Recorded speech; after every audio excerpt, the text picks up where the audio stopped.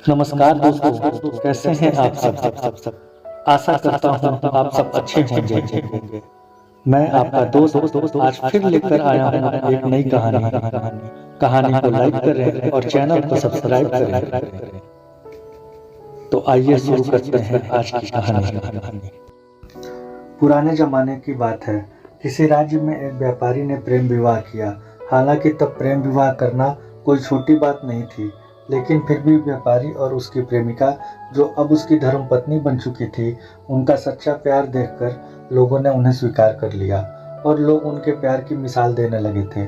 वे दोनों भी अपने प्यार से भरे संसार में काफी खुश थे। लोग ये देखकर हैरान रह जाते कि उन दोनों में कभी किसी भी बात को लेकर कभी झगड़ा नहीं होता था। व्यापारी और उसकी पत्नी ने उनका प्यार हमेशा बना रहे, इसलिए एक नियम बनाया था। उन तीनों लोग रात को छतों पर मशाल जलाया करते थे ताकि घर आंगन में उजाला रहे, और सोने के समय उन्हें बुझा देते। प्रेमी जोड़े ने तय किया था कि वे जब तक साथ रहेंगे तब तक उनके घर की मशाल जलती रहेगी। अब रात होते ही पूरे प्रदेश में अंधेरा हो जाता, लेकिन एकमात्र इस व्यापारी का घर रोशनी से जगमगाता रहता। इस प्रदेश का राजा हर रात को सोने से पहले अपनी रानी के साथ महल के छत पर जाकर आसमान के नज़ारे देखता था। एक बार जब राजा अपनी पत्नी के साथ छत पर टहल रहा था, तब दोनों की नज़र व्यापारी के जगमगाते घर पर पड़ी। राजा और रानी दोनों ही उसके बारे में चर्चा करने लगे। राजा ने कहा, इस प्रेमी जोड़े में पति समझदार है, इसलिए उनका साथ अच्छे से चल रहा है। रानी राजा से सहमत नहीं थी। रानी का कहना था, जरूर पत्नी ही ज्यादा समझदार होगी और वह पति के और उसके घर वालों के गलतियों को नजरअंदाज कर देती होगी। इसके बिना उनके परिवार का इतने अच्छे से चलना संभव नहीं है। राजा रानी की चर्चा बहस में और फिर बाद में झगड़े में बदल गई।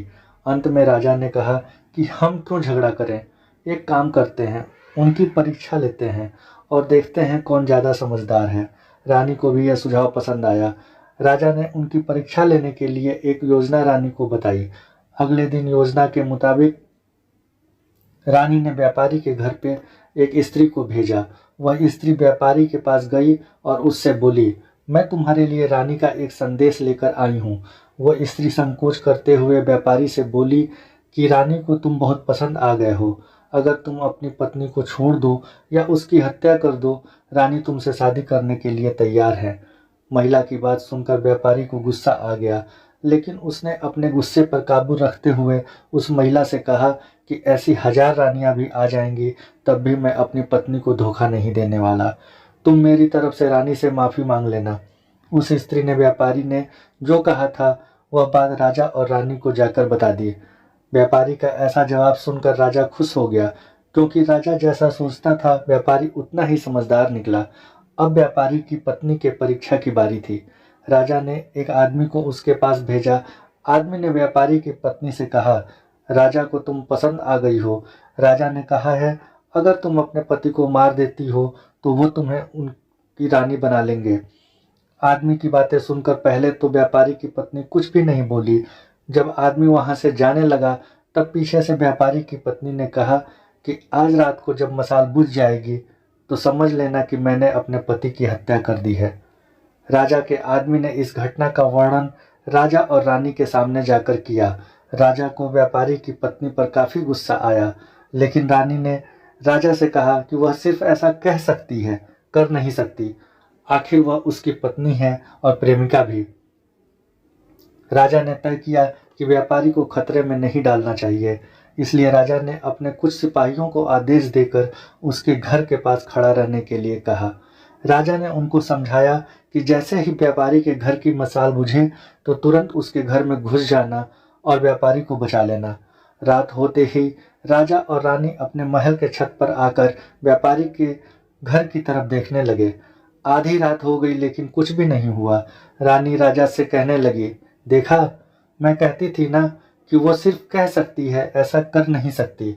रानी ने यह शब्द कहे ही थे कि राजा ने देखा कि व्यापारी के घर की मशाल बुझ चुकी है।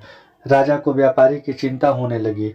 थोड़ी देर बाद राजा के वह सिपाही जो व्यापारी की सुरक्षा के लिए वहां खड़े थे, राजा के पास आए और उन्होंने राजा को व्यापारी की मौत की खबर सुनाई।